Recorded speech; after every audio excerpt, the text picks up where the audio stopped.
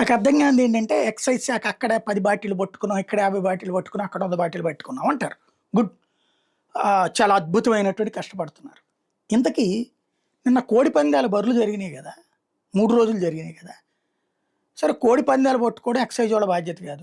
పోలీసోళ్ళు అందులో విఫలమయ్యారు. అది పక్కన పెట్టేద్దాం. అక్కడ మందమ్మారు గదా! ఓ చిన్న సైజు స్టాల్స్ లాగా పెట్టి అదేదో టీ స్టాల్స్ పెట్టేట్టు మనం గనక ఎగ్జిబిషన్‌లో ఫుడ్ ఇయి ఉంటాయి. అప్పడాలయ్యి, లేపోతే గనక మషాలాలని, మామిడికాయ ముక్కలని, లేపోతే చిన్న సైజు రెస్టారెంట్‌లు పెడతారు. అట్లా అక్కడ బార్లు పెట్టారు కదా! మినీ బార్లు. అవన్నీ ఎవరు పెట్టారండి? దానికేమన్నా డబ్బులు కట్టించుకున్నారా? వాటికి పర్మిషన్ ఏమన్నా ఇచ్చారా ప్రత్యేకించి? దాని నుంచి ఎంత డబ్బులొచ్చినియి కొత్తగా తీసుకున్నందుకు? బరుల దగ్గర కొత్తగా వైన్ షాపులేంటి? కొత్తగా బార్లేంటి అక్కడ జనాల కోసం? దీన్ని ఎవరు ప్రోత్సహించారు? పోనీ అక్కడ ఎవరైనా తెలీదా? అందరు రాజకీయ నాయకులే గదా! రాజ్యాంగబద్ధ పదవుల్లో ఉన్నోళ్ళు కూడా కోడిపందాలాడారు. మరి వీళ్ళ కళ్ళెదురుగుండానే కనబడింది.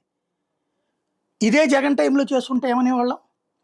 ఆ కొడాలి నాని అనేవాడు ఒక్కడు కాస్త క్యాసినో టైప్‌లో పెట్టాడన్న దాని మీద రచ్చ రచ్చ 3 ఏళ్ల పాటు చేసేవారు. ఇప్పుడు ఇది క్యాసినోలు అందామా? క్యాబరేలు అందామా? అది సరే తీసేద్దాం. బట్ ఎక్సైజ్ వాళ్ళు చెప్పాల్సింది ఆ బరుల దగ్గర పెట్టిన దుకాణాలు ఎవరివి? నేను విన్నదైతే బాటిల్‌కి రూ. 20 నుంచి రూ. 30 ఎక్కువకి అమ్మారట. కొన్నారట జనం గూడా. అక్కడే దొరుకుతుంది కాబట్టి. ఏంటిది?